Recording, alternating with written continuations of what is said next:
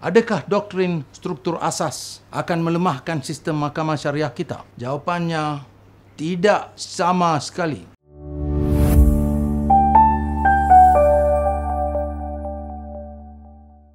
Sesetengah pihak mendakwa bahawa doktrin struktur asas akan melemahkan kuasa mahkamah syariah. Ketakutan ini tidak disokong oleh reka bentuk perlembagaan Malaysia atau prinsip-prinsip Islam.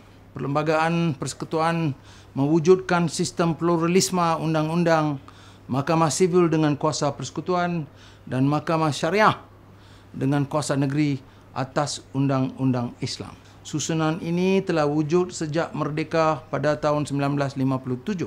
Doktrin struktur asas tidak berusaha mengeluarkan mahkamah syariah. Sebaliknya, ia berusaha melindungi rangka kerja perlembagaan keseluruhan yang memberi mahkamah syariah tempat yang wajar di bawah Perkara 121 dan Senarai Negeri.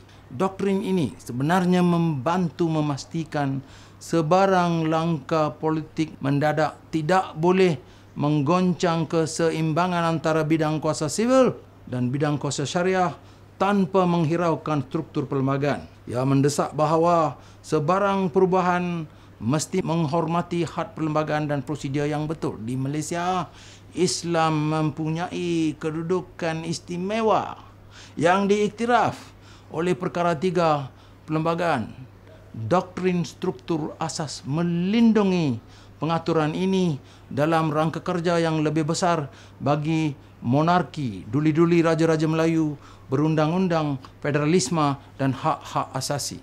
Banyak negara majoriti warga negara Islam termasuk Pakistan dan Bangladesh telah pakai prinsip had perlembagaan sambil mengekalkan ciri Islam dan mahkamah syariah mereka.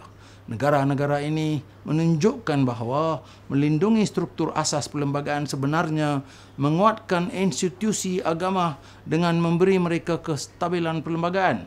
Jadi, doktrin struktur asas tidak melemahkan mahkamah syariah.